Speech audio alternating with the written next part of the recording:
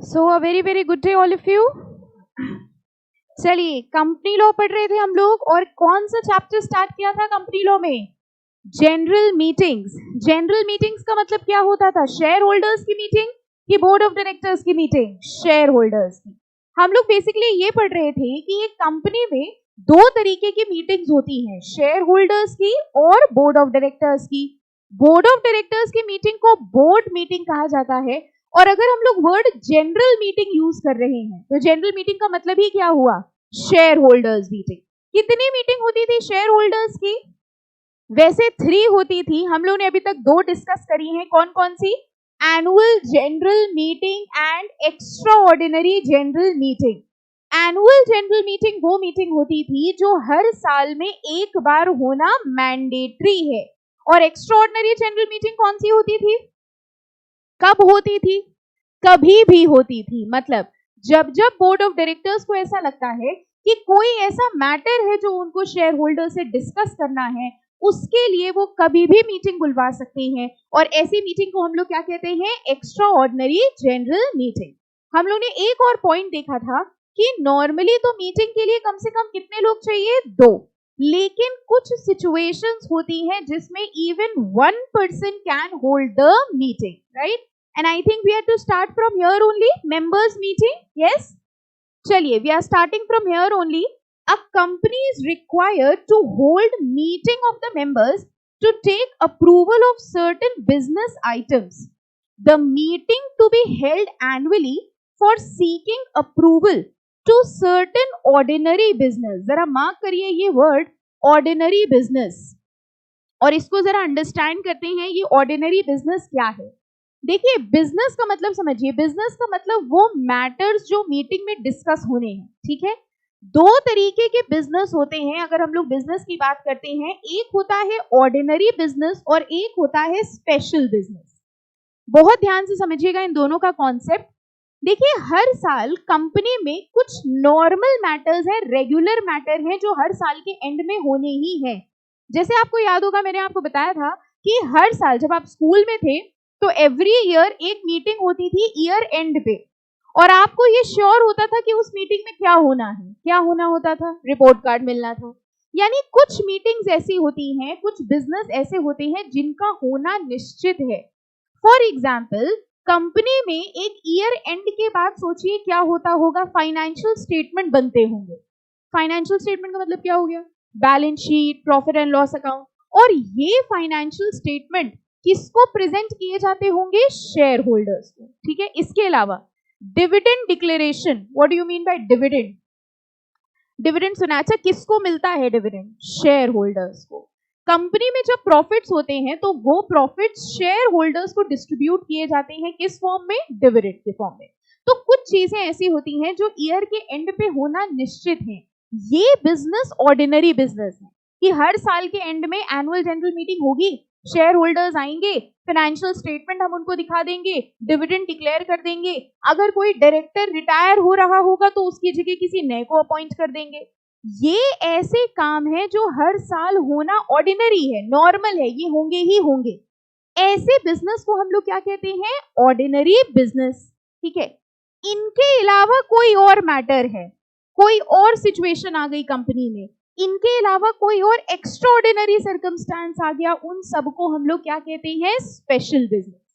Now, companies act ने ये नहीं बताया स्पेशल बिजनेस क्या है। बहुत ध्यान से समझना ये लाइन। कंपनीज एक्ट ने ये नहीं बताया what is special business. Companies act ने ये बताया व्हाट इज ऑर्डिनरी बिजनेस, और इन ऑर्डिनरी बिजनेस के अलावा जितने बिजनेस होते हैं वो सब क्या होंगे? स्पेशल। ये तरीका समझ आया डेफिनेशन देने का? उन्होंने ये नहीं बताया ये काम स्पेशल होते हैं। उन्होंने कहा कि भाई फाइनेंशियल स्टेटमेंट बनाना, डिविडेंड डिक्लेयर करना, डायरेक्टर्स को अपॉइंट करना, ये सारे ऑर्डिनरी काम है जो हर साल के एंड पे होंगे ही होंगे। इनके अलावा कोई और काम होता है वो अपने आप ही क्या मान लिया जाएगा? स्पेशल। तो ये 2 तरीके के काम हुए, ऑर्डिनरी एंड स्पेशल। अब जरा हमको लॉजिकली सोच के बताइए, एनुअल जनरल मीटिंग में ऑर्डिनरी बिजनेस होगा कि स्पेशल? साल के एंड में जो मीटिंग होती थी उसमें रिपोर्ट कार्ड मिलना है, निश्चित है। यानी ऑर्डिनरी बिजनेस की अगर हम लोग बात करें तो एनुअल जनरल मीटिंग में ऑर्डिनरी बिजनेस होगा, ठीक है? एक्स्ट्रा ऑर्डिनरी जनरल मीटिंग में बताओ कौन सा बिजनेस होगा? क्या साल के बीच में अचानक फाइनेंशियल स्टेटमेंट बन जाएंगे? क्या साल के बीच में अचानक से डिविडेंड, कभी भी डिविडेंड डिक्लेयर कर दिया? नो। क्या साल के बीच में अचानक कभी भी ऐसी सिचुएशन हो गई कि हमें शेयर होल्डर्स को बुलाना पड़ गया? नो। यानी कुछ काम ऐसे होते हैं जो जरूरी नहीं है कि हर साल हो सकता है किसी साल ऐसा हुआ तो हमने ईजीएम बुला के शेयर होल्डर्स को बुला लिया। ऐसे सारे बिजनेस जो रेगुलर नहीं होते हैं, इनको हम लोग क्या कहते हैं? स्पेशल। अब लॉजिकली बताओ स्पेशल बिजनेस कौन सी मीटिंग में होते होंगे? EGM, extra ordinary general meeting. अभी हमने सिर्फ इतना बताया है, यहां होते हैं special business, ordinary business and special business. यानी एनुअल जनरल मीटिंग में ordinary business, extra ordinary general meeting में स्पेशल बिजनेस। ठीक है, अगर आप कुछ लिख रहे हैं तो भी 2 मिनट रुकिए, भी खत्म नहीं हुआ है टॉपिक। अब एक बात बताइए, कई बार ऐसा भी होता था, हमने आपको बताया कि जब रिपोर्ट कार्ड मिलना होता था वो ईयर एंड की मीटिंग होती थी, और जब आपने साल के बीच में कुछ काम कर दिया, कुछ एक्स्ट्रा एक्टिविटी कर दी, तो अचानक से मीटिंग बुला ली जाती थी। कई बार क्या होता था, रिपोर्ट कार्ड मिलने के आसपास ही आपने कोई एक्टिविटी कर दी, तब टीचर ये कहती थी अभी रुक जाओ, कल पेरेंट्स आएंगे रिपोर्ट कार्ड लेने, तभी हम आपकी शिकायत कर देंगे। ये क्या हुआ? यानी नॉर्मली स्पेशल बिजनेस जो होते हैं वो होते तो ईजीएम में है, लेकिन कई बार ऐसा कोई अर्जेंट मैटर एजीएम के आसपास आ जाता है। नाउ इमेजिन 15 दिन बाद, 1 महीने बाद एनुअल जनरल मीटिंग होनी है, और आज एक कोई मैटर आया कंपनी में। ठीक है, वो ये सोच रहे हैं कि आज शेयर होल्डर्स को बुला के ईजीएम करने से अच्छा है 15-20 दिन रुक जाओ, जब वो एजीएम में आएंगे ही तभी उनके साथ हम डिस्कस कर लेंगे। बताइए, फेयर इनफ? यस। इसका मतलब एनुअल जनरल मीटिंग में ऑर्डिनरी बिजनेस तो होंगे ही होंगे, प्लस स्पेशल बिजनेस भी हो सकता है। यानी यहां पर ये AGM ordinary business plus special business है। अगर आप इसको लॉजिकली अंडरस्टैंड करेंगे ना तो बहुत आराम से समझ में आएगा। एनुअल जनरल मीटिंग में फाइनेंशियल स्टेटमेंट तो डिस्कस होने ही थे, एनुअल जनरल मीटिंग में डिविडेंड तो डिक्लेयर होना ही है, ये सारे फिक्स्ड काम है। लेकिन एनुअल जनरल मीटिंग के जस्ट पहले कंपनी में कोई अर्जेंट सिचुएशन आ गई। अब बोर्ड ऑफ डायरेक्टर्स ने सोचा कि बार बार शेयर होल्डर्स को क्या बुलाया जाए, 10-15 दिन रुक जाते हैं, जब वो एजीएम में आएंगे तो हम उनसे ये स्पेशल बिजनेस भी डिस्कस कर लेंगे। यानी मीटिंग थी एनुअल जनरल मीटिंग, बिजनेस कौन कौन से हुए उस एनुअल जनरल मीटिंग में? ऑर्डिनरी भी होंगे, स्पेशल भी होंगे। अब जब एनुअल जनरल मीटिंग में शेयर होल्डर्स आएंगे तो उनके सामने फाइनेंशियल स्टेटमेंट भी रख दिए जाएंगे, उनके सामने डिविडेंड भी डिक्लेयर कर दिया जाएगा, और वो जो एक एक्स्ट्राऑर्डिनरी मैटर आ गया था स्पेशल बिजनेस, वो भी उनके सामने डिस्कस हो जाएगा। लेकिन एक चीज सोच के देखिए, एक्स्ट्राऑर्डिनरी जनरल मीटिंग साल के बीच में कभी भी शेयर होल्डर्स आ गए, शेयर होल्डर्स बीच में आ गए, तो क्या तुरंत उनको वहीं के वहीं डिविडेंड दे देंगे? क्या हम उनको वहीं के वहीं फाइनेंशियल स्टेटमेंट दे देंगे? ये सारे काम बीच साल में नहीं हो सकते, इसके लिए एजीएम बुलाना जरूरी है। What I am trying to say is that हमको पूरी बात समझ के बस इतना बताइए, क्या ऑर्डिनरी बिजनेस ईजीएम में हो सकता है? ये बात समझ में आई? ऑर्डिनरी बिजनेस ईजीएम में नहीं हो सकता। ऑर्डिनरी बिजनेस सिर्फ और सिर्फ कहां होगा? एजीएम में। स्पेशल बिजनेस कहां हो सकता है?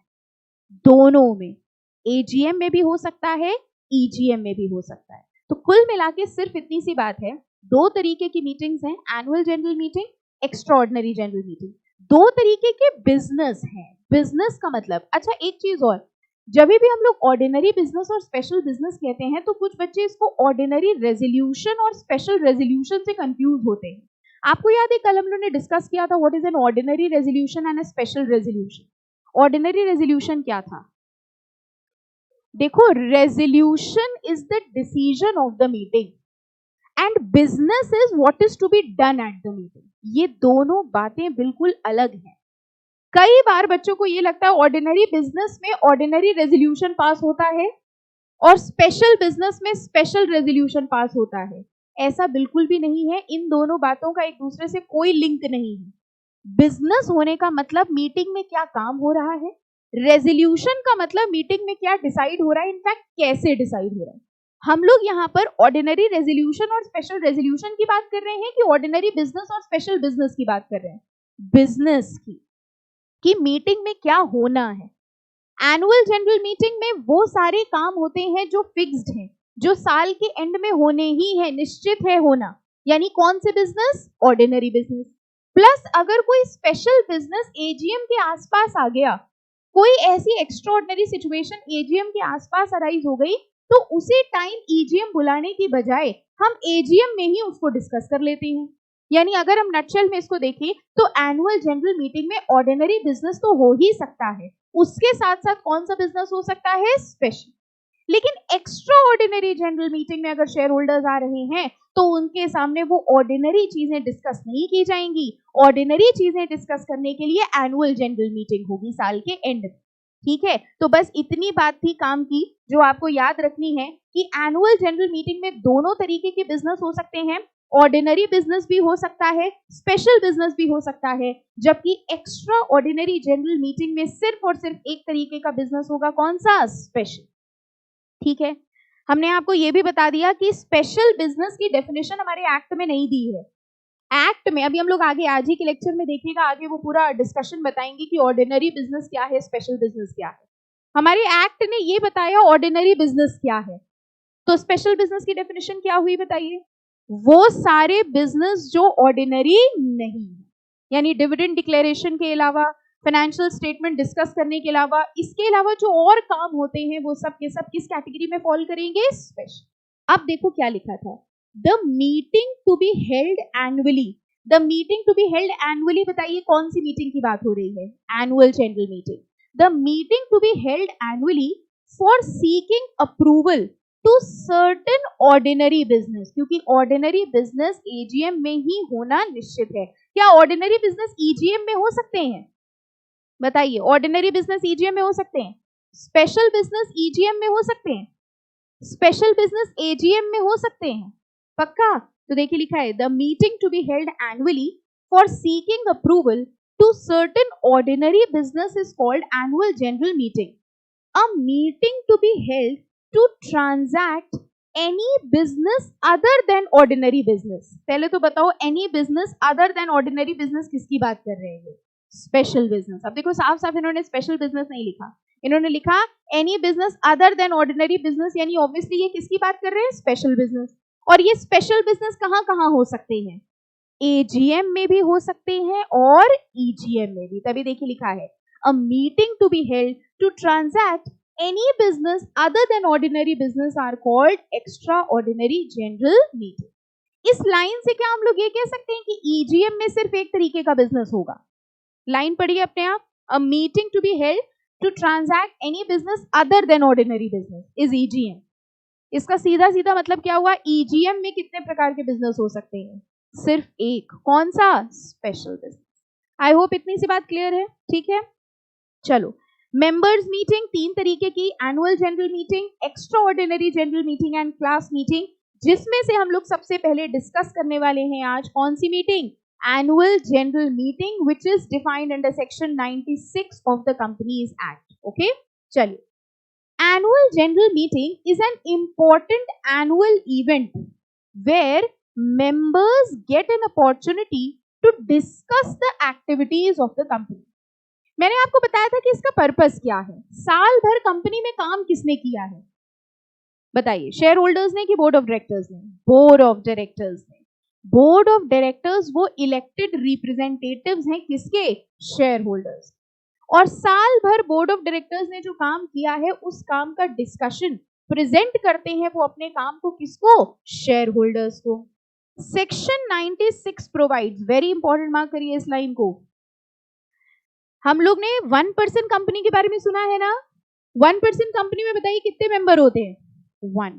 कह रहे हैं section 96 provides that every company other than a 1% company is required to hold annual general meeting every year. इस लाइन से क्या समझ में आया? क्या समझ आया इस लाइन से? किसको एनुअल जनरल मीटिंग होल्ड करने की जरूरत नहीं है? ओपीसी। और वैसे भी लॉजिकली सोच के देखिए, 1% कंपनी में मेंबर्स कितने हैं? 1। और अगर वो अकेला बंदा है तो वो क्या डिस्कस करेगा, क्या मीटिंग करेगा, किसको बताएगा, किससे सुनेगा? एक ही मेंबर है कंपनी में। तो 1% कंपनी को एनुअल जनरल मीटिंग होल्ड करने की रिक्वायरमेंट नहीं। मैंने आपको कल भी बताया था टाइप ऑफ क्वेश्चन, मैंने आपको बताया था कि वो क्वेश्चन में सिर्फ लिख देंगे ABC question OPC. The company did not hold any annual general meeting and then a notice was issued from the department that they have not complied with the provisions of the Companies Act. बताइए, उन्होंने AGM hold नहीं करी, क्या उन्होंने companies act के नियमों को तोड़ा है? नहीं तोड़ा है, क्योंकि ओपीसी को एजीएम होल्ड करने की रिक्वायरमेंट नहीं. Okay okay. SS2 प्रोवाइड्स, ये क्या था? डिस्कस किया है, सुना है हम लोगों ने. What was SS2? Secretariat standards. किसने बनाए हैं ये स्टैंडर्ड्स? ICSI. SS2 किस चीज का है? General meeting. मैंने आपको बताया था बहुत सारे SS हैं, SS1, SS2, SS3, जिसमें से हम लोग जो अभी पढ़ रहे हैं वो कौन सा होगा? SS2, क्योंकि SS2 talks about general meeting. Okay.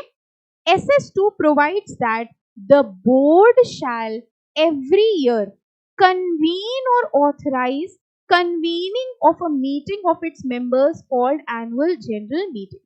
Share holders के ये मीटिंग बुलाता कौन होगा? बताइए, कौन मीटिंग बुलाएगा? मीटिंग बुलाने का मतलब समझते हो? शेयर. अच्छा, मीटिंग बुलाई कैसे जाती है? फोन करके आ जाओ, नोटिस भेजी जाती है. कौन कर रहा होगा कंपनी के अंदर ये सारे काम? CS है ना. ओके, सबसे पहले यही है, बस हम ही हैं कंपनी में जो हैं, अब सारे काम हम ही करेंगे. ठीक है, नोटिस CS भेजता है, लेकिन किसके कहने पर भेजता है? Board of director. That was what I was asking. Main काम मीटिंग बुलाने का बोर्ड ऑफ डायरेक्टर्स. इनफैक्ट अभी आप एक टॉपिक पढ़ेंगे भी, बोर्ड ऑफ डायरेक्टर्स के कहने पर कंपनी सेक्रेटरी नोटिस भेजता है. अगर बोर्ड ऑफ डायरेक्टर्स के बिना कहे कंपनी सेक्रेटरी ने नोटिस भेज दी, आप बन गए CS, आप कंपनी पहुंच गए, आपने कहा अरे बोर्ड ऑफ डायरेक्टर होगा अपने घर का, डेट आ गई, हम नोटिस भेज रहे हैं. आपको पता है, अगर कंपनी सेक्रेटरी ने बिना अथॉरिटी के नोटिस भेज दी और मीटिंग बुला ली, the meeting will be considered invalid. समझ में आया? तो एक्स्ट्रा स्मार्टनेस कंपनी में दिखाने की जरूरत नहीं है कि आपने चुपचाप मीटिंग बुला ली, ठीक है, शेयर होल्डर्स को बुला लिया, मीटिंग कर ली, और आप मन में सोच रहे थे बोर्ड ऑफ डायरेक्टर्स को सरप्राइज देंगे इस बार कि मीटिंग हो गई, सब काम खत्म. ऐसा मत करिएगा. Company secretary is only authorized. जब तक आपको बोर्ड ऑफ डायरेक्टर्स की अथॉरिटी नहीं मिलती, तब तक you won't be allowed to call the meeting. अगर फिर भी आपने मीटिंग बुलाई, then the meeting will be considered as invalid. तो मेन काम किसका है बुलाने का? Board of directors. ओके. अब देखिए लिखा है the board shall every year convene or authorize convening of a meeting of its members called annual general meeting to transact items of ordinary business specifically required to be transacted at annual general meeting. ये line बताइए अब समझ में आई कि नहीं आई?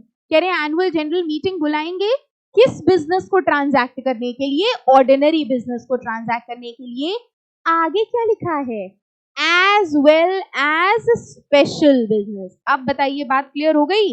कह रहे हैं एनुअल जनरल मीटिंग हमने रखी है ऑर्डिनरी बिजनेस के लिए as well as special business. अगर कोई होता है तो, अगर नहीं होता तो सिर्फ ऑर्डिनरी बिजनेस होगा. और अगर कोई ऐसा अर्जेंट मैटर आ जाता है तो ऑर्डिनरी बिजनेस के साथ साथ कौन सा बिजनेस हो जाएगा? Special business. If the board fails to convene annual general meeting in any year, important mark कर लो इसको भी, वैसे ये पॉइंट अभी आगे भी है. If the board fails to convene any its annual general meeting, जरा इमेजिन करके देखिए, बोर्ड ऑफ डायरेक्टर्स ने पूरे साल ठीक से काम नहीं किया, बहुत सारी लापरवाहियां करी, और बोर्ड ऑफ डायरेक्टर्स ने सोचा भैया इस साल एजीएम नहीं बुलाएंगे, क्योंकि अगर हमने एजीएम बुलाई, अगर शेयर होल्डर्स आए और उनको ये पता चला कि हमने सही से काम नहीं किया है, तो कहीं वो हमको हटा ही ना दे. आप सिचुएशन सोच के देखिए, साल भर काम कौन कर रहा है? Board of directors. Board of directors को डर है इस बात का कि कहीं ऐसा ना हो मीटिंग में शेयर होल्डर्स आए और हम ही को हटा दे, तो उन्होंने मीटिंग ही नहीं बुलाई. ठीक है, अब देखो क्या लिखा है. If the board fails to convene its annual general meeting in any year, any member of the company may approach the prescribed authority which may then direct the calling of annual general meeting. क्या समझ में आया इस line से? अगर board of directors ने meeting नहीं बुलाई तो मेंबर्स प्रिस्क्राइब्ड अथॉरिटी के पास जाएंगे. ये प्रिस्क्राइब्ड अथॉरिटी क्या है? इसका सेक्शन है, अभी पढ़ेंगे हम लोग. वो प्रिस्क्राइब्ड अथॉरिटी के पास जाएंगे और उनसे कहेंगे कि आप हमारी मीटिंग बुलवाइए। इसका मतलब ऐसा नहीं है कि बोर्ड ऑफ डायरेक्टर्स चाहेंगे तो ही मीटिंग होगी, नहीं तो नहीं होगी। अगर बोर्ड ऑफ डायरेक्टर्स ने मीटिंग नहीं बुलाई है तो भी शेयर होल्डर्स के पास एक ऑप्शन है कि वो मीटिंग बुलवा सकते हैं। ठीक है, अब again very important, following are the key provision. यहां से मेन मीटिंग चैप्टर अब आपका स्टार्ट हो गया है। बहुत सारे प्रोविजंस इसमें हैं। Holding of annual general meeting, सबसे पहले पॉइंट में लिखा है annual general meeting should be held once in each calendar year. सबसे पहले तो हमको ये बताओ what is a calendar year? वो ईयर जो कैलेंडर में होता है, right? Starting from 1 January, absolutely, and ending on December. ठीक है, और फाइनेंशियल ईयर कौन सा होता है? स्टार्टिंग फ्रॉम मार्च और अप्रैल, पक्का, एंडिंग ऑन, राइट। यहां क्या लिखा है? Calendar year. इसका मतलब कह रहे हैं कि एक कैलेंडर ईयर में एक एजीएम होना मैंडेटरी है, यानी जनवरी से लेके दिसंबर के बीच में एक मीटिंग होना मैंडेटरी है। Any doubt? पक्का? इससे रिलेटेड क्वेश्चन आएगा तो बता देंगे। क्वेश्चन क्या आएगा अभी हम पूछ रहे हैं। पहले सेकंड पॉइंट देखो, first annual general meeting. First annual general meeting का मतलब क्या हुआ? कंपनी के इनकॉर्पोरेशन के बाद पहली मीटिंग। ठीक है, लिख लीजिए वहां पर, फर्स्ट एनुअल जनरल मीटिंग का मतलब हुआ after incorporation the first meeting, company के बनने के बाद जो पहली मीटिंग होगी। Okay, first annual general meeting should be held within 9 months from the closing of first financial year। ये लाइन पढ़ ली सबने अच्छे से? कह रहे हैं कंपनी की पहली एनुअल जनरल मीटिंग होगी पहला फाइनेंशियल ईयर खत्म होने से 9 मंथ्स के अंदर। जरा फटाफट से हमको बताइएगा, if my company was incorporated on, लिखिएगा अपने रजिस्टर बुक जो भी आपके हाथ में है, कंपनी मेरी इनकॉर्पोरेट हुई है 12th August 2019। Can you tell me मेरी पहली एनुअल जनरल मीटिंग कब तक हो जानी चाहिए? My question is, company was incorporated on 12th August 2019। 12 अगस्त 2019 को मेरी कंपनी इनकॉर्पोरेट हुई एंड आई एम आस्किंग कि इसकी पहली एनुअल जनरल मीटिंग कब तक हो जानी चाहिए?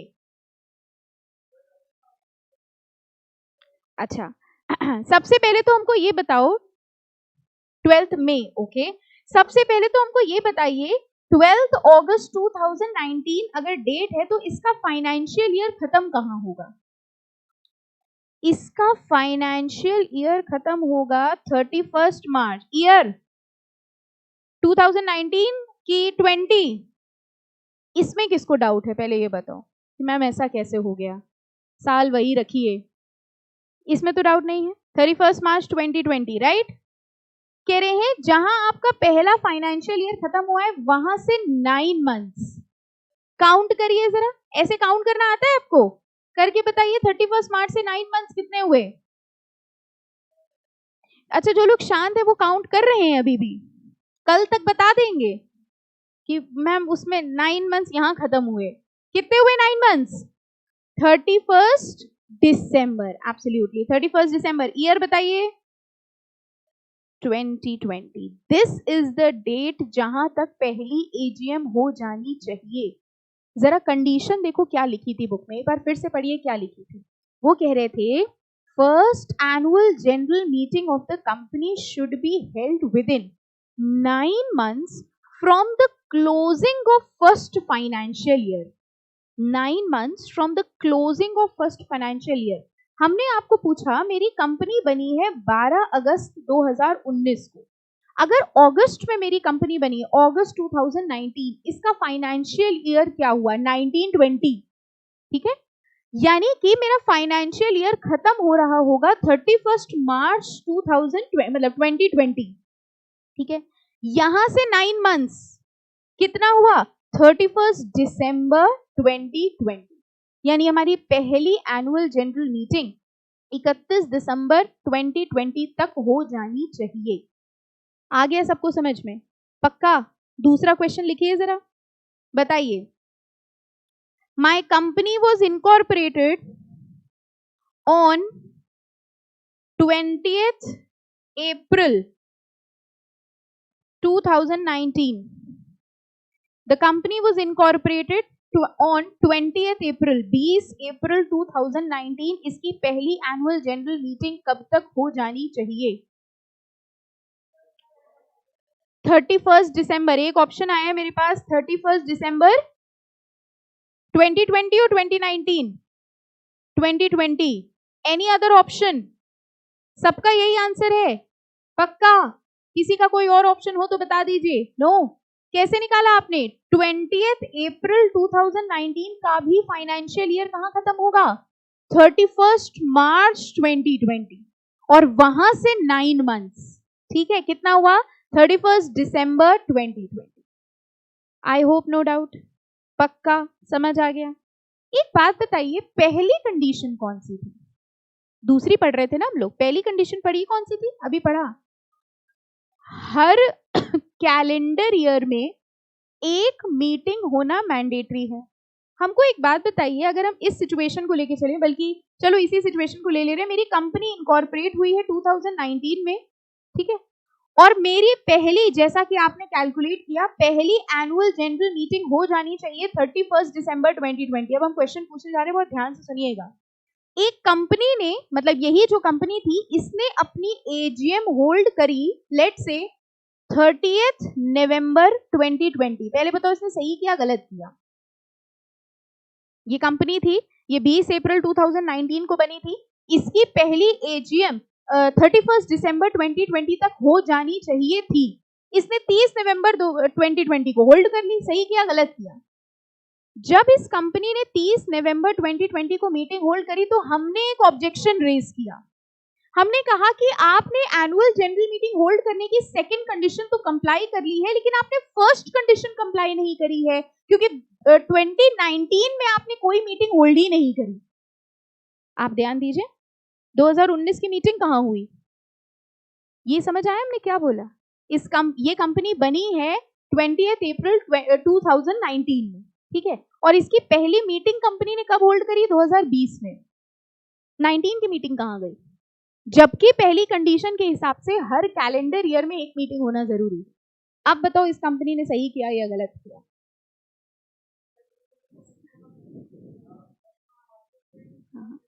ये तो गलत बात है. आगे का कैसे पढ़ा? ये तो हमें बताना था कि आगे पूरी कंडीशन है. ओके, तो ये कह रहे हैं कि पूरी कंडीशन मैम पढ़ी, उसमें सब कुछ लिखा हुआ है. See this is law. पढ़ो, आगे पढ़ो. लेकिन आपको पता है ये जानना क्यों जरूरी था? ये आगे जो लिखा, अच्छा पहले पढ़ लो आगे क्या लिखा है.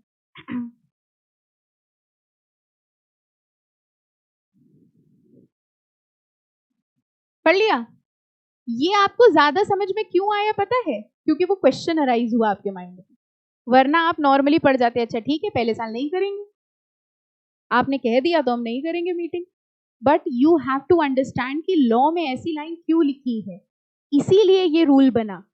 ठीक है, वरना प्रॉब्लम ये अराइज होती कि भाई ईयर ऑफ इनकॉर्पोरेशन में तो कोई मीटिंग हुई नहीं, और अगर ईयर ऑफ इनकॉर्पोरेशन में कोई मीटिंग नहीं हुई तो देखा जाए हमने फर्स्ट कंडीशन को कंप्लाई नहीं किया. तो कुल मिला के हम लोग ने अभी तक सिर्फ कितनी बात सीखी? 2 कंडीशन. पहला, हर कैलेंडर ईयर में एक मीटिंग होनी जरूरी है, यानी जनवरी से दिसंबर के बीच में. और सेकेंड, जो फर्स्ट मीटिंग होती है कंपनी के, वो उसके फर्स्ट फाइनेंशियल ईयर के एंडिंग से कितने टाइम के अंदर?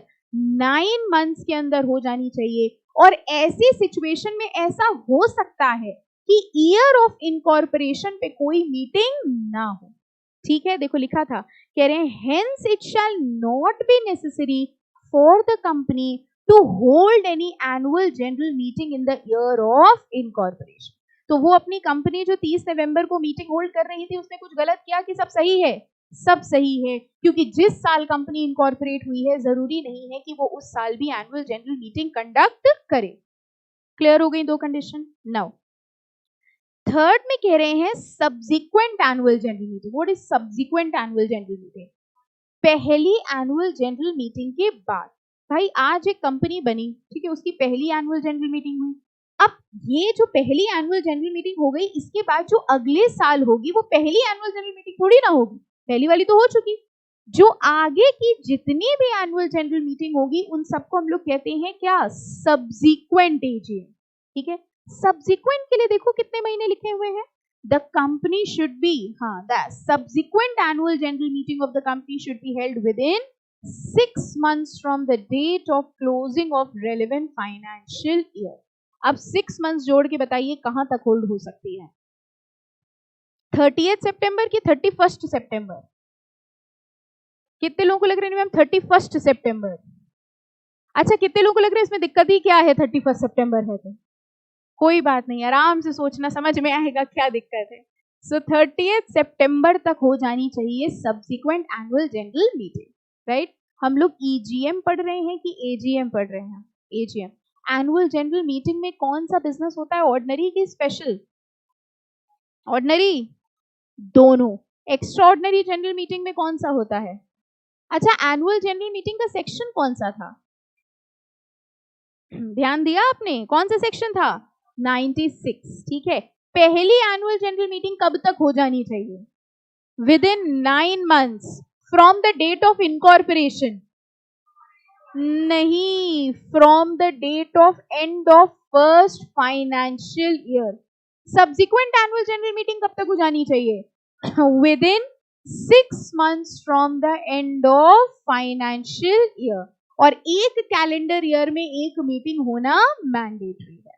Fourth, the gap between 2 annual general meetings shall not exceed 15 months, यानी 2 एनुअल जनरल मीटिंग के बीच में 15 महीने से ज्यादा का गैप नहीं हो सकता। यानी पिछली जो एनुअल जनरल मीटिंग हुई होगी और अगली जो एनुअल जनरल मीटिंग होगी उनके बीच में 15 महीने से ज्यादा का गैप ना हो। ठीक है, ये 4 कंडीशन है एनुअल जनरल मीटिंग को होल्ड करने की। फर्स्ट कंडीशन बताइए कौन सी थी, हर कैलेंडर ईयर में एक मीटिंग होगी। सेकेंड कंडीशन कौन सी थी, first annual general meeting should be held within 9 months from the end of first financial year, और ऐसी सिचुएशन में ऐसा हो सकता है कि पहले साल ईयर ऑफ इनकॉर्पोरेशन पे कोई मीटिंग ना हो। थर्ड कंडीशन कौन सी थी, subsequent annual general meeting should be held within 6 months from the end of financial year, and fourth condition ये थी कि 2 मीटिंग्स के बीच में 15 महीने से कम का कि ज्यादा का गैप हो कि ना हो, ना हो। कह रहे हैं the gap between 2 annual general meeting shall not exceed 15 months। Clear हो गया सबको? ठीक है, अब देखिए लिखा है एडिशनली फॉर लिस्टेड एंटिटी। क्या लिस्टेड एंटिटी के बारे में हम लोगों ने कुछ डिस्कस किया था? कहाँ लिस्टेड होती हैं ये? स्टॉक एक्सचेंज में। और हमने आपको बताया था कि वो कंपनीज जो लिस्टेड होती हैं उनके ऊपर कंपनीज एक्ट तो लगता ही है, कंपनीज एक्ट के साथ साथ उनके ऊपर लगते हैं सेबी के रेगुलेशन। तो यहां पर कह रहे हैं जो लिस्टेड कंपनी है उनके लिए थोड़ा सा डिफरेंट नियम है। अभी जो हम लोगों ने पढ़ा वो नॉर्मल था, अनलिस्टेड कंपनी के लिए था। अब देखो क्या कह रहे हैं, additionally for listed entities as per SEBI LODR regulation. ये LODR actually listing obligation and disclosure requirement है, ये हमने फुल फॉर्म बताया भी आपको, बिल्कुल परेशान होने की जरूरत नहीं है, आपके कोर्स में है। ठीक है, हाँ, आपके कोर्स में सिलेबस में है, पूरा पढ़ेंगे आप। मॉड्यूल 2 है आपका, उसमें आपका एक सब्जेक्ट है कैपिटल मार्केट, अगर आपको पता हो, सुना है? अच्छा, सारे सब्जेक्ट के नाम याद हो पाए अभी तक? हो गए? सबसे पहले वाले सब्जेक्ट का पूरा नाम क्या है? पेपर 1 है वो, पक्का? अच्छा, और पेपर 2 कौन सा है? कंपनी लॉ है, पक्का? पेपर 3 कौन सा है? Setting up of business entities and, हाँ, क्लोजर। और फिर कौन सा है? वेरी गुड, ये मॉड्यूल 1 है कि 2 है? इतना याद हो गया? चलो वेरी गुड, 2 की बाद में बात करेंगे। अच्छा, सेबी एलओडीआर रेगुलेशन प्रोवाइड्स, बहुत ध्यान से समझना इस पॉइंट को, for the top 100 listed entities by market capitalization determined as on March 31st of every financial year. अब देखिएगा ध्यान से, shall hold their annual general meeting within a period of how many months? 5 months। Normally कितने months होता है? First को छोड़ दो, नॉर्मल 6 months। हम लोग देख रहे थे कि जो नॉर्मल कंपनीज हैं सब्सिक्वेंट एनुअल जनरल मीटिंग में फाइनेंशियल ईयर खत्म होने के 6 महीने के अंदर अंदर उनको मीटिंग होल्ड करनी होती है, लेकिन यहाँ पे ये कह रहे हैं जो लिस्टेड कंपनीज हैं उनको अपनी एनुअल जनरल मीटिंग होल्ड करनी है within 5 months from the date of closing of financial year. 1 महीना कम कर दिया कि बढ़ा दिया? हम कर दिया। अब पहली तो ये लाइन समझ में आ गई कि इनको 5 महीने के अंदर होल्ड करनी है। इंपॉर्टेंट यहाँ पर ये है कौन सी लिस्टेड कंपनी। अगर आप ध्यान दें सारी लिस्टेड कंपनी की बात नहीं कही है उन्होंने, top 100 listed entities. Now top 100 किस हिसाब से, कौन डिटरमाइन करेगा टॉप 100? एक वर्ड लिखा है वहां पर, top 100 listed entity by market capitalization. ये जितने शब्द है ना, ये आज पहली बार आपके सामने आ रहे हैं, बट अब कई बार आता रहेगा।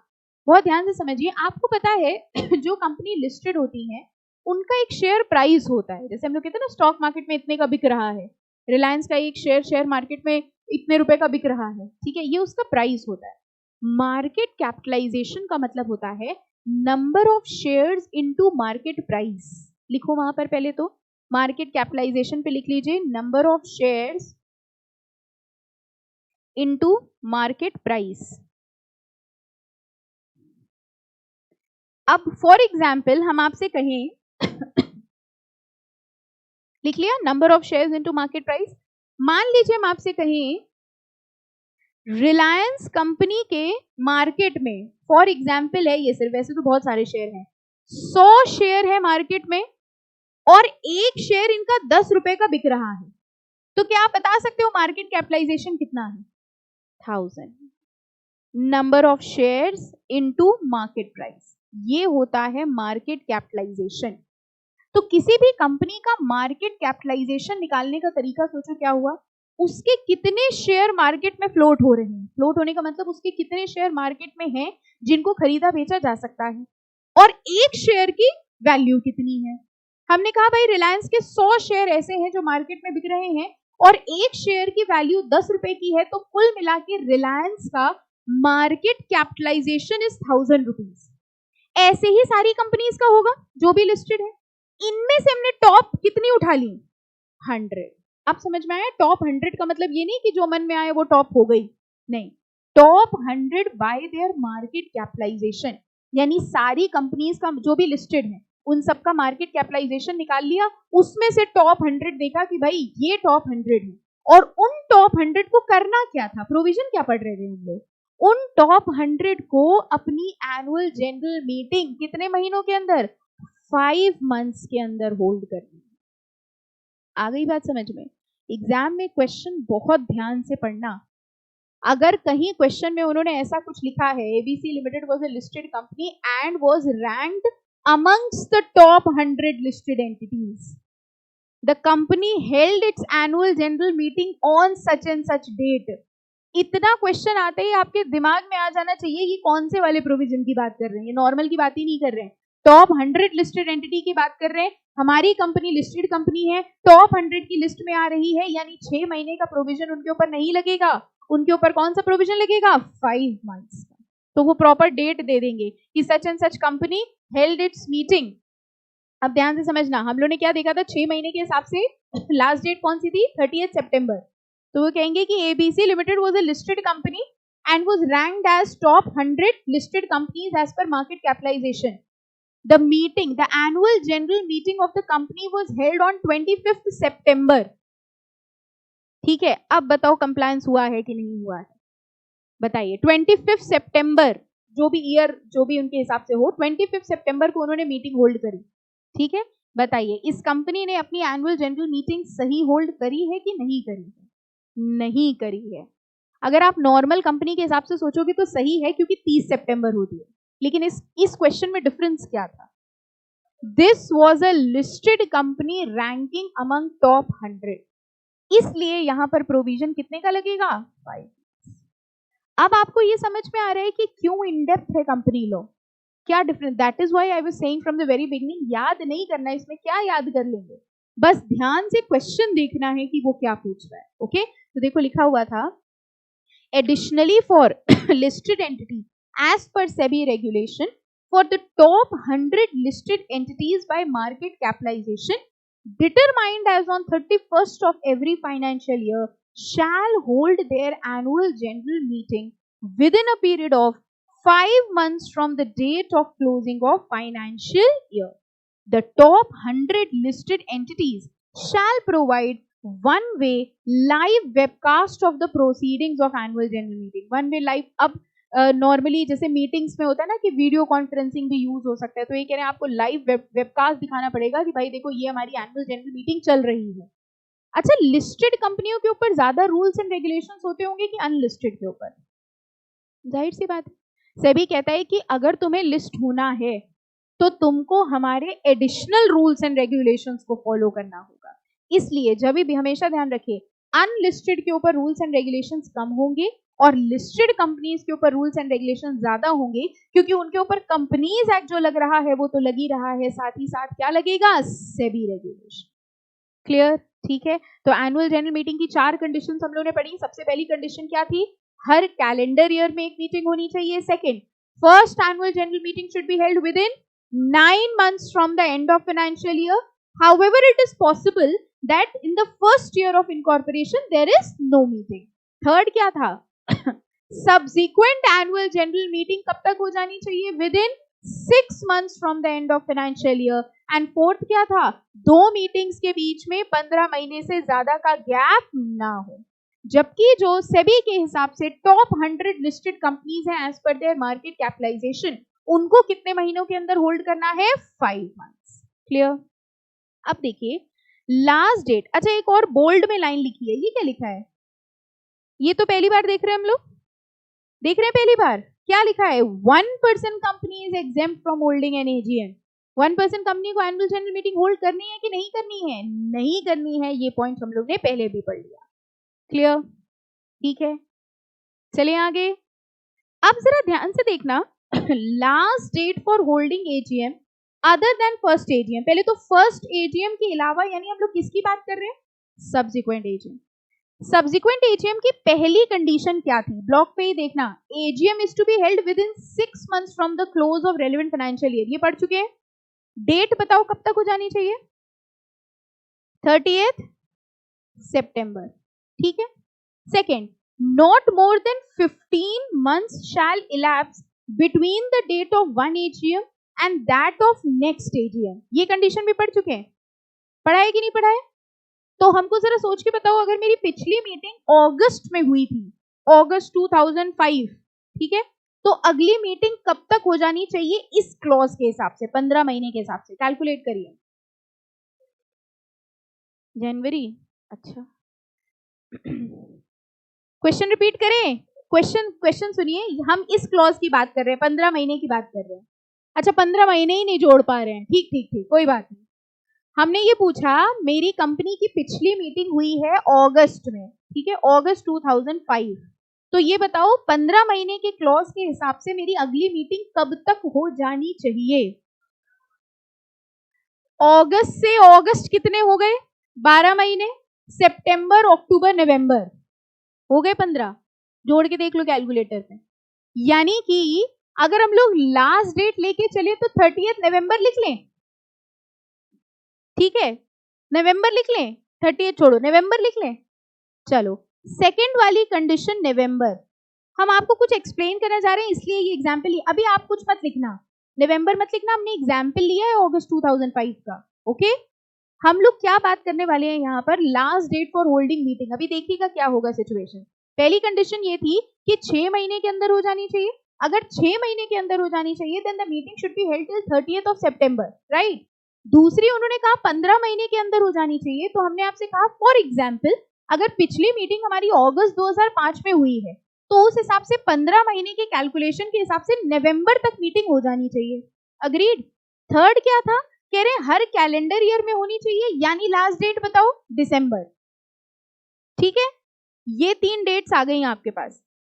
एक कंपनी ने मीटिंग होल्ड करी लेट से अक्टूबर में. बताइए उसने कंपनीज एक्ट की कंप्लायंस करी है कि नहीं करी? 3 डेट्स हैं आपके सामने, 30th September, नवंबर एंड दिसंबर. उस कंपनी ने अक्टूबर में मीटिंग होल्ड करी. वो ये कह रही है, कंपनी ये कह रही है दिसंबर के पहले हो जानी चाहिए तो हमने अक्टूबर में होल्ड कर ली, नवंबर के पहले हो जानी चाहिए तो भी हमने अक्टूबर में होल्ड कर ली, लेकिन कंपनीज एक्ट कह रहा है सितंबर में हो जानी चाहिए, तुमने अक्टूबर में होल्ड करी। बताइए इस कंपनी ने मीटिंग अक्टूबर में होल्ड करके सही किया या गलत किया? क्या गलत किया? दो कंडीशन तो फॉलो हो रही है, सेकंड और थर्ड। कंपनी ये कह रही है हमने आपकी इन तीन कंडीशंस में से दो कंप्लाई कर ली हैं। कैसे दो कंप्लाई करी है बताओ? सेकंड और थर्ड कंप्लाई करी है कि फर्स्ट और सेकंड कंप्लाई करी है? सेकंड और थर्ड। यहां तक सबको समझ में आया कैसे कंप्लाई करी सेकंड और थर्ड? उसने अक्टूबर में होल्ड करी, ठीक है। पहले क्लॉज के हिसाब से 31 सितंबर तक मीटिंग हो जानी चाहिए, दूसरे क्लॉज के हिसाब से नवंबर तक हो जानी चाहिए, और तीसरे क्लॉज के हिसाब से दिसंबर तक हो जानी चाहिए। कंपनी ने होल्ड करी अक्टूबर में। कंपनी कह रही है तो क्या हुआ, हमने तुम्हारी फर्स्ट कंडीशन नहीं मानी, हमने तुम्हारी सेकंड कंडीशन मानी, हमने तुम्हारी थर्ड कंडीशन मानी है। तो जरा ये बताओ वो सारी कंडीशंस में से कोई एक कंप्लाई होनी थी कि तीनों? तीनों कंप्लाई होनी है। यानी आपकी मीटिंग 30 सितंबर, नवंबर, दिसंबर, इन तीनों कंडीशंस को कंप्लाई करना मैंडेटरी है। तो आपको नहीं लगता अगर इन तीनों में से हम अर्लीस्ट डेट ले लें तो तीनों कंप्लाई हो जाएंगे? कैसे अर्लीस्ट? हमने कहा कि हम अपनी मीटिंग होल्ड कर रहे हैं 25 सितंबर। बताओ फर्स्ट कंप्लाई हो गई, सेकंड कंप्लाई हो गई, थर्ड कंप्लाई हो गई? यस। ये क्या हुआ? बाउंस हुआ?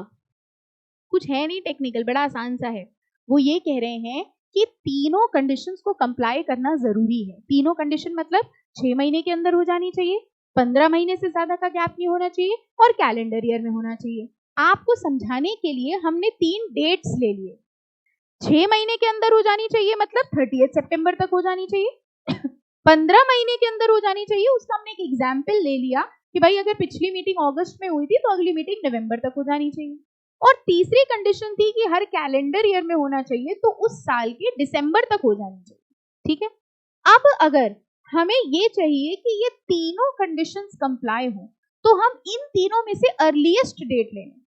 मान लीजिए किसी कंपनी ने अगस्त में मीटिंग होल्ड कर ली, अब बताओ तीनों कंप्लाई हो रही है कि नहीं? बताइए। कंपनी ने कहा अगस्त में अपनी एनुअल जनरल मीटिंग होल्ड करेंगे, पहली कंडीशन कंप्लाई हो गई? यस। कैसे कंप्लाई हुई? इस कंडीशन के हिसाब से 30 सितंबर तक हो जानी चाहिए थी, हमने तो अगस्त में होल्ड कर ली। सेकंड कंडीशन नवंबर तक हो जानी चाहिए, हमने अगस्त में होल्ड कर ली। थर्ड कंडीशन दिसंबर तक हो जानी चाहिए, हमने अगस्त में होल्ड कर ली। All 3 conditions are being complied, ठीक है। अच्छा एक बात बताओ, मान लो कि कंपनी कह रही है हमने नवंबर में मीटिंग होल्ड करी, बताओ थर्ड कंप्लाई हुई? थर्ड कंप्लाई हुई? सेकंड कंप्लाई हुई? फर्स्ट कंप्लाई हुई? नहीं हुई। आप कोई भी इसमें एग्जाम्पल लेके देख लीजिए, सिर्फ वो कंप्लाई होगी जो तीनों में से अर्लीस्ट होगी, ठीक है। इसलिए प्रोविजन क्या है, अब हम इसको थोड़ा सा क्लियर कर दें ताकि आपको समझ में आ जाएगा। प्रोविजन देखो क्या था, कह रहे हैं last date for holding AGM other than first AGM, ठीक है। देखिए लिखा है 3 कंडीशन, तो फिर लिखा है the 3 limits given above are separate and cumulative। separate and cumulative मतलब कोई एक माननी है कि तीनों माननी है? तीनों।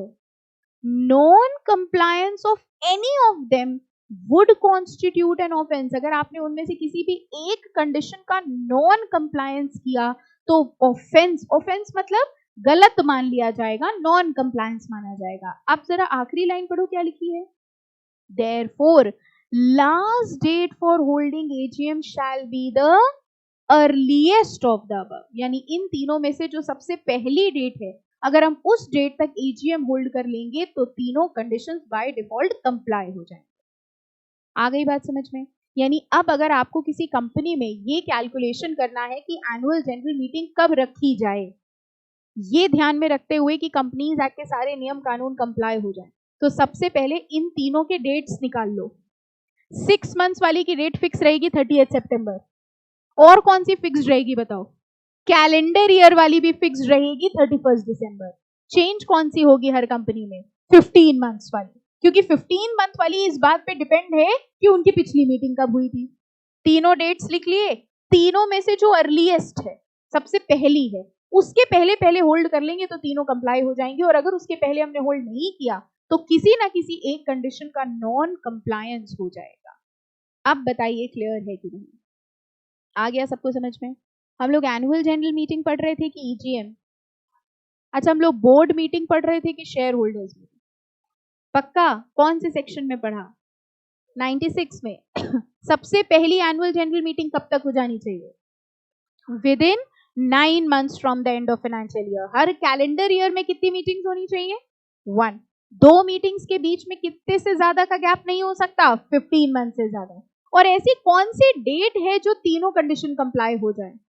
Earliest of the 3 days. अच्छा, सेबी वाला प्रोविजन क्या था? लिस्टेड कंपनी के लिए क्या प्रोविजन था?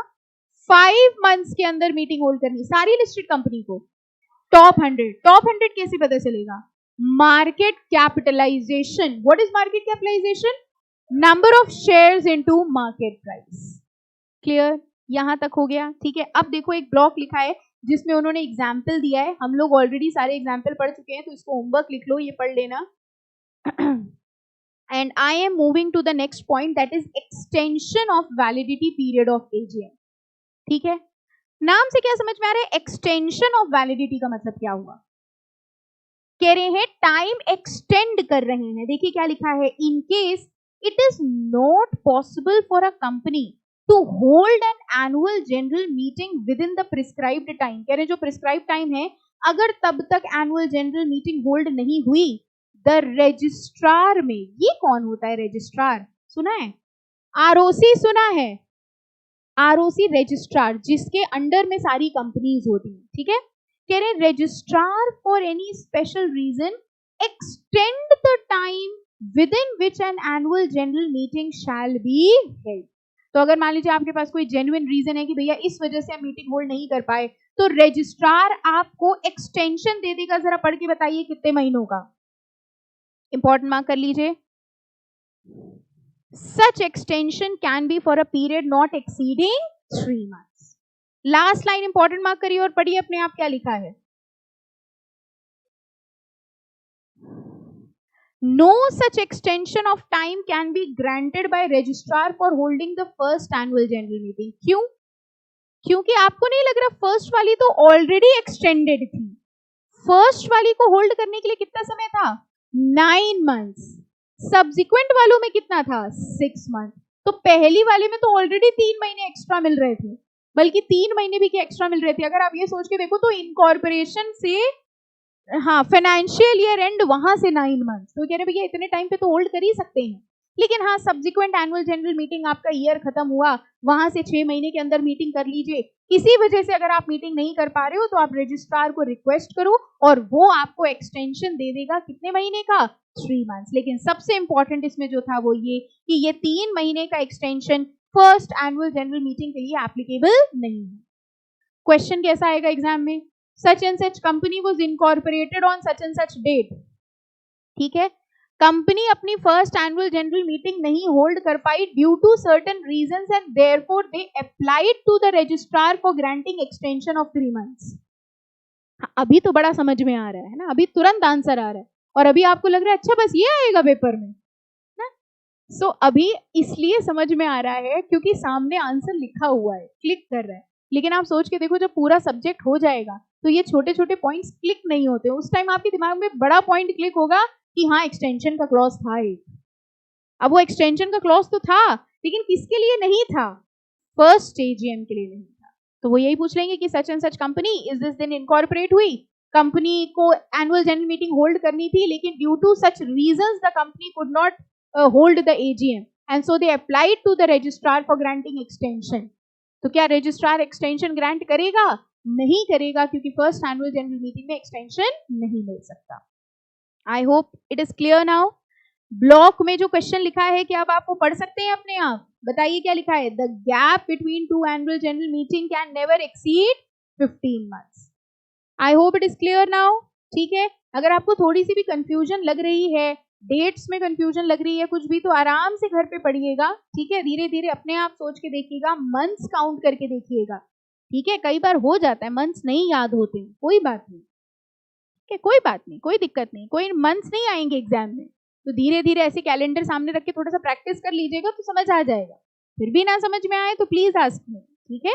तो ऐसा जरूरी नहीं है कि अगर क्लास में सबने हाँ बोल दिया या हाँ समझ में आ गया तो इसका मतलब सबको समझ में आ गया, ठीक है। आप अपने हिसाब से प्रैक्टिस करना। लास्ट डेट वाली जो बात, अर्लीस्ट वाली बात जो हमने कही है वो समझ में आ गई कि अगर हम चाहते हैं कि तीनों कंडीशंस कंप्लाई हो तो हमारी मीटिंग कब तक हो जानी चाहिए, उन तीनों में से अर्लीस्ट। ओके, नाउ अब डेट तो पता चल गया हम लोगों को कि मीटिंग कब कब होनी चाहिए। अब हम ये देखेंगे the date, time and place for holding annual general meeting. ये एनुअल जनरल मीटिंग कब होगी, कहाँ होगी। अच्छा एक बात बताइए, एनुअल जनरल मीटिंग छुट्टी वाले दिन रख ली जाए? बढ़िया, संडे सब घर पे होंगे, कर सकते हैं। अच्छा एकदम छुट्टी वाले दिन 15 अगस्त एकदम फ्री नहीं, क्या लिखा है, N annual general meeting can be called during business hours. Board of directors ने कहा एनुअल जनरल मीटिंग। अच्छा बोर्ड ऑफ डायरेक्टर्स नहीं चाहते थे कि शेयर होल्डर्स आए, ठीक है, तो उन्होंने जनरल मीटिंग रखी, रात में 12 बजे शुरू होगी, एकदम 12:00 पे मीटिंग स्टार्ट हो जाएगी। बताइए क्या ये शेयर होल्डर्स के लिए कन्वीनियंट है? नो, बिजनेस आवर्स में होगी। तो ये कह रहे हैं annual general meeting can be called during business hours, और नॉर्मली जो बिजनेस आवर्स होते हैं that is between 9 AM and 6 PM, सुबह 9 बजे से 6 बजे के बीच में, ठीक है। कुछ डिफिकल्टी लगी इस लाइन में? पक्का क्वेश्चन पूछ लें फिर हम आपसे। एक बात बताइए, एक कंपनी के बोर्ड ऑफ डायरेक्टर्स ने एनुअल जनरल मीटिंग बुलाई शाम को 5:55 पर, 5:55। क्वेश्चन ध्यान से सुनो, तुरंत हाँ या ना नहीं होता। हाँ, एक कंपनी के बोर्ड ऑफ डायरेक्टर्स ने अपनी एनुअल जनरल मीटिंग बुलाई 5:55 पे। वॉज द मीटिंग वैलिड और इनवैलिड?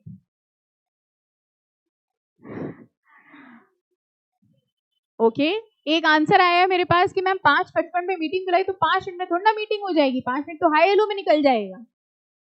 हाँ, वाई वैलिड, क्यों वैलिड? 9 से 6 के बीच में, पूरी लाइन ध्यान से लाइन पढ़ो, वर्ड मिलेगा।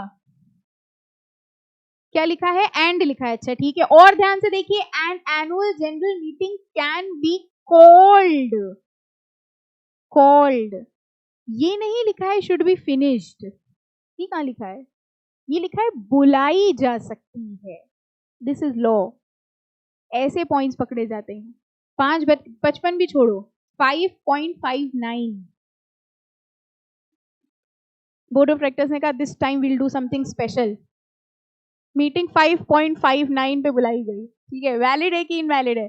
अब टेक्निकली देखो, लॉ में हमेशा एक बात ध्यान रखो, जो लिखा है वो सही है, भले ही गलत क्यों ना लिखा हो। लॉ यही है, लॉ का मतलब ही यही है, जो लिखा है वो सही लिखा है, हमें अपना दिमाग ही नहीं लगाना है। जो अगर उन्होंने लिखा है called, the meeting should be called, अगर उन्होंने ये लिखा होता the meeting should be conducted and properly concluded, तो फिर वो मीटिंग वैलिड ना होती कि भाई 5 मिनट में। हाँ, अगर इसमें कंपनी ये प्रूव करते नहीं हमने 5 मिनट में निपटा दी, सब खत्म, ठीक है, वेल एंड गुड। लेकिन यहां साफ साफ क्या लिखा है? कॉल्ड, बुलाई जा सकती है, ठीक है। बट प्रैक्टिकली अगर आप लेके चलो तो ऑब्वियसली इस टाइम पे कोई नहीं बुलाएगा, वो तो हम सिर्फ लॉ की आपको एक लाइन दिखा रहे थे। तो हम लोग को जो बेसिक बात समझ में आई है, N annual general meeting can be called during business hours, business hours में बुलाई जाएगी, that is between 9 AM and 6 PM on any day that is not a national holiday। मतलब नेशनल हॉलीडे वाले दिन ही बुलाएंगे, नेशनल हॉलीडे वाले दिन नहीं बुलाएंगे। What is a national holiday? कितनी होती है नेशनल हॉलीडे? 3 कि 4? मैम एक 15 अगस्त होती है, एक 26 जनवरी, एक हमारा बर्थडे नहीं, अच्छा गांधी जी का बर्थडे। अच्छा, 3 नेशनल हॉलीडे होती हैं। अगर आप देखो 3-4 पैराग्राफ छोड़ के नीचे देखो, एकदम नेशनल हॉलीडे जहां लिखा हुआ है, कैन यू सी दैट? देखना, national holiday for this purpose means and includes a day declared as national holiday by the central government. अब SS2 ने क्लैरिटी दी। SS2 क्या था? SS2 सेक्रेटेरिएट स्टैंडर्ड ने क्लैरिटी दी कि national holiday means republic day, independence day and Gandhi Jayanti, that is 2 October. ये 3 होती हैं, यानी साफ साफ पढ़ लीजिए, आपका बर्थडे या आपके दोस्तों का birthday are not considered as national holiday. छुट्टी ले लेते हैं ना जो आप, हमारे दोस्त के दोस्त का बर्थडे है, हम नहीं आएंगे एक हफ्ता, हाँ आजकल ये नया चला है, आपको पता है ये मतलब when I see all your status and then I come to know एक नया सिस्टम चला है 5 days लेफ्ट 4 days लेफ्ट। अच्छा पहली बार व्हेन आई सॉ दिस तो मुझे लगा कुछ होने वाला है, ऐसा करते थे कि कुछ ऐसा कुछ धमाका होने वाला है। 6 days लेफ्ट 5 days, हम रोज देखते थे कि अब कितने दिन बचे, हमें लगा ऐसे नहीं जैसे वो मोदी जी आ गए थे कुछ अनाउंसमेंट, तो मुझे लगा ऐसा कुछ होगा शायद, आई एम नॉट नोइंग। तो 2 days लेफ्ट, 1 day लेफ्ट के बाद हैप्पी बर्थडे। तो ये नया चला है आजकल, तो इसलिए ना आजकल हफ्ते भर चलते हैं बर्थडे, करते हैं आप लोग ऐसे ही करते हैं ना। तो बेसिकली यहाँ पे कह रहे हैं कि सिर्फ 3 दिन होते हैं नेशनल हॉलीडे, देखो कौन कौन से, republic day, independence day, Gandhi Jayanti and such other day as may be declared as national holiday by the central government. Central government ने अगर किसी दिन को नेशनल हॉलीडे डिक्लेयर कर दिया तो वो दिन भी मान लिया जाएगा। तो हमको एक बात बताओ, a company conducted it's annual general meeting on Sunday, was the meeting valid?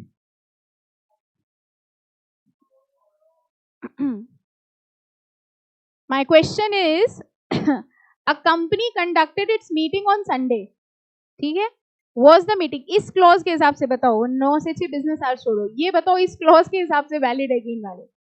Again law में जो लिखा है वो लिखा है, वो कह रहे हैं 3 दिन नहीं हो सकती, ठीक है, रिपब्लिक डे नहीं होगी, इंडिपेंडेंस डे नहीं होगी, 2 अक्टूबर नहीं होगी, ये कहाँ लिखा है संडे को नहीं होगी। लेकिन हाँ अगर आप उसको बिजनेस आवर्स वाली क्लॉज के साथ देखो तो ऑब्वियसली संडे को बिजनेस आवर्स नहीं होंगे। और वैसे भी एनुअल जनरल मीटिंग जो होती है ना, ये प्री प्लान्ड होती है, आपको पता है कि भाई साल के एंड में हमको एक मीटिंग रखनी है, तो वो जानबूझ के छुट्टी वाले दिन क्यों रखी जाएगी, ठीक है, प्रैक्टिकली। और एक बात और आपको बताएं, जितनी चीजें आप पढ़ रहे हो ना लॉ में, ये सब बुक में है जो चीजें लिखी हैं, लॉ में है जो चीजें लिखी हैं। अभी जब आप ट्रेनिंग्स में जाएंगे और कंपनी में जाएंगे तो you will get to know कि प्रैक्टिकली सब कुछ अलग होता है। प्रैक्टिकली आपको पता है कई बार पेपर पे एजीएम हो जाती है। जैसे अभी आपने इमेजिन किया, अच्छा एजीएम, पहले तो डेट निकली इतनी मुश्किल से, है ना, शादी की डेट आसानी से निकल जाती है, यहाँ एजीएम की डेट में हालत खराब, पहले वो 3, फिर अर्लीस्ट, है ना, पूरा ढूंढ ढांड के आपने डेट निकाली, फिर उसके बाद बिजनेस आवर्स में होनी चाहिए, कैलेंडर लेके बैठ गए पूरा, ठीक है, सब कुछ करने के बाद आपने मीटिंग करी, आपने डिसाइड किया, और कंपनी के बोर्ड ऑफ डायरेक्टर्स ने कहा अरे हो गया एजीएम का हो गया काम। ऑन पेपर सुना है कभी? On paper company, on paper company का मतलब समझे, एक्चुअल में there is no company, on paper show किया है कि एक कंपनी है, ऑन पेपर एजीएम हो गई, ये दिखा दिया। ये हम आपको कर्टन के पीछे की बातें बता रहे हैं, आंसर में ना लिखाना वहां पे कि these are the condition but in reality there is no such meeting. ये हम आपको प्रैक्टिकली बता रहे हैं कंपनीज में क्या होता है। तो बोर्ड ऑफ डायरेक्टर्स ने मीटिंग बुला ली, शेयर होल्डर कोई नहीं आया, सबकी प्रेजेंट दिखा दी कि हाँ इतने इतने शेयर होल्डर। अल्टीमेटली रजिस्ट्रार को तो आपको डॉक्यूमेंट सबमिट करने होते हैं ना, तो डॉक्यूमेंट, अच्छा इसीलिए आपने ध्यान दिया लिस्टेड कंपनी के लिए उन्होंने कहा लाइव ब्रॉडकास्ट दिखाओ। आप समझ में आया? लिस्टेड कंपनी के लिए उन्होंने कहा भैया हमको विश्वास नहीं, आप लोग पेपर पे मीटिंग कर डालते हैं पूरी। पेपर पे मीटिंग का मतलब नोबडी अटेंडेड, कोई आया नहीं, कुछ नहीं हुआ, लेकिन पेपर पे दिखा इतने लोग आए, इतने लोगों ने हाँ बोला, इतने लोगों ने ना बोला, चाय नाश्ता हुआ, सब कुछ हुआ, लेकिन एक्चुअल में कुछ नहीं हुआ। तो प्रैक्टिकली ऐसा भी होता है। तो इसलिए हम आपको बता रहे हैं कि आप वही अगेन कंपनी सेक्रेटरी बन गए, कंपनी में गए, ठीक है, आप डेट निकाले पड़े हैं, वहां मीटिंग हो चुकी, जब मीटिंग हो गई पूरी, फिर आपने कहा I have decided one date which is complying all the provisions of companies act, board of director के हो गया काम, हो गई एजीएम, फिर आप कहीं नहीं ये तो गलत बात होती है, हम जो पढ़ के आए वो हो नहीं रहा है यहाँ। ऐसा मत करना, रियलिटी थोड़ी सी डिफरेंट होती है, बुक थोड़ी सी डिफरेंट है, आपको भी पता है। जैसे हम लोग कहते हैं इतने सारे लॉज होते हैं, आपको लगता है सारे लॉ फॉलो होते हैं? हर चीज का लॉ है हमारी कंट्री में, बट वो फॉलो कितना होता है that is a different thing. Law तो ये भी है कि गाड़ी चलाते वक्त हेलमेट लगाना चाहिए, बाकी आप खुद ही समझदार हैं, है ना। तो जब आप गली गली से निकलते हैं वहां हेलमेट नहीं होता, मेन रोड में जब दूर से दिख जाता है कोई चेकिंग चल रही है, अचानक से हेलमेट आ जाता है ना, तो वो थोड़ा बहुत चलता है, ऐसे कंपनीज में भी थोड़ा बहुत चलता है, बट ये कोर लॉ है, ठीक है, जो आप पढ़ रहे हो। और पढ़ते वक्त तो एटलीस्ट ये ध्यान में रखना है कि क्या प्रोविजन है। एटलीस्ट आपकी duty as a company secretary यही है कि आप कंपनी को राइट एडवाइस दो, अब करना क्या है वो खुद ही डिसाइड करेंगे, ठीक है। हाँ नॉन कंप्लायंस होगी तो फिर पेनाल्टी लगेगी। अब देखो क्या कह रहे थे हाँ 2 बातें हो गई, बिजनेस आवर्स में होनी चाहिए, नेशनल हॉलीडे में नहीं होगी। और अब तीसरी बात आती है प्लेस, यानी कहाँ होगी। It should be held either at the registered office, यानी कंपनी की मीटिंग कहाँ होगी?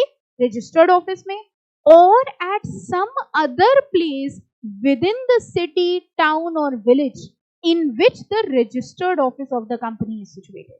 तो ये कह रहे हैं या तो रजिस्टर्ड ऑफिस में होगी, कई बार क्या होता है कंपनी के रजिस्टर्ड ऑफिस छोटे से, एक छोटा सा ऑफिस है, लेकिन मान लो शेयर होल्डर बहुत ज्यादा है, 1 लाख शेयर होल्डर है कंपनी के, छोटा सा रजिस्टर्ड ऑफिस है, तो कैसे मीटिंग करेंगे, पॉसिबल नहीं है।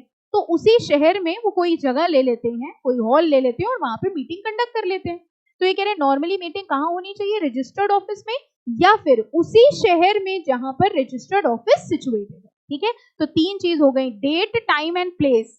डेट के लिए क्या बताया उन्होंने, कब नहीं हो सकती, नेशनल हॉलिडे वाले दिन नहीं हो सकती। टाइम कब होनी चाहिए, बिजनेस आवर्स, जो कि नॉर्मली 9 to 6 है। ठीक है, और तीसरा प्लेस कहाँ होगी, registered office or any other place within the city, town and village where the registered office is situated.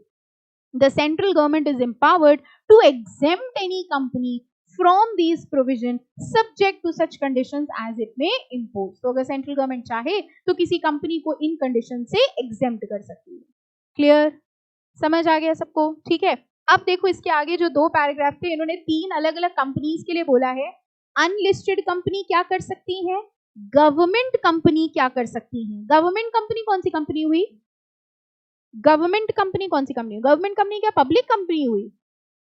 Government company वो कंपनी होती है जिसमें मैक्सिमम शेयर किसके, मोर देन 51% शेयर किसके पास होते हैं, गवर्नमेंट के पास। तो इन्होंने 3 क्लॉज दिए हैं। अनलिस्टेड कंपनी के लिए एक कंडीशन दी है, गवर्नमेंट कंपनी के लिए एक कंडीशन दी है और सेक्शन 8 कंपनी के लिए एक कंडीशन दी है। What are section 8 companies, not for profit organization, जिनको हम लोग चैरिटेबल कंपनीज के नाम से जानते हैं। आई एम वेरी श्योर ये थोड़ा थोड़ा चीज आपने अपने फाउंडेशन या सीएसई के लेवल में पढ़ा होगा। सेक्शन 8 कंपनी मतलब चैरिटेबल कंपनी। इन तीनों के लिए कुछ अलग बात लिखी है, अनलिस्टेड के लिए क्लॉज लिखा है, गवर्नमेंट के लिए लिखा है और सेक्शन 8 के लिए। ये 3 भी आपको घर से पढ़ के आना है। वैसे हम डिस्कस करेंगे नेक्स्ट टर्न पर, बट स्टिल एक रीडिंग जरूर दीजिएगा। And as far as company law is concerned, I would like to request you all कि जितना जितना रोज हो उतना प्लीज घर पे जरूर पढ़िएगा। ठीक है, अभी आपको लग रहा है कि बहुत जरा सा है, लेकिन जितना आप छोड़ोगे ना उतना पाइल अप होता जाएगा और फिर आपके लिए उसको कलेक्ट करना बहुत डिफिकल्ट है। ठीक है, फाइन, चलिए यहां तक हम लोग इसको स्टॉप करेंगे। बिजनेस, रुकी रुकी एक और होमवर्क है छोटा सा। अगली हेडिंग देखो जरा क्या है, वैसे कुछ बच्चे बुक्स बंद कर चुके थे, हो गया अब खत्म। Business to be transacted at annual general meeting, क्या आप बता सकते हो किस बारे में बात हो रही है, कौन से business, ordinary business and special business. क्या हम लोग ये डिस्कस कर चुके हैं, यस। ऑर्डिनरी बिजनेस में देखो इन्होंने बता दिया कौन कौन से बिजनेस को ऑर्डिनरी बिजनेस कहा जाता है, और उसके बाद उन्होंने कहा रेस्ट ऑल बिजनेस। हमने आपको बताया ना स्पेशल बिजनेस की डेफिनेशन नहीं है, स्पेशल बिजनेस कह रहे हैं इन चारों को छोड़ के बाकी सारे कौन से हैं, स्पेशल। पढ़ लेंगे, ठीक है। चलिए ये टॉपिक भी आप एक बार रीड करिएगा और हम लोग पेनाल्टी फॉर डिफॉल्ट से स्टार्ट करेंगे। इसके पहले जो भी आपको डाउट है प्लीज आस्क मी, ठीक है। जो भी डाउट आपको आएगा आप पूछ लीजिएगा। If you have a doubt हम लोग इस टॉपिक को दोबारा डिस्कस कर लेंगे, ठीक है। चलिए, thank you all of you.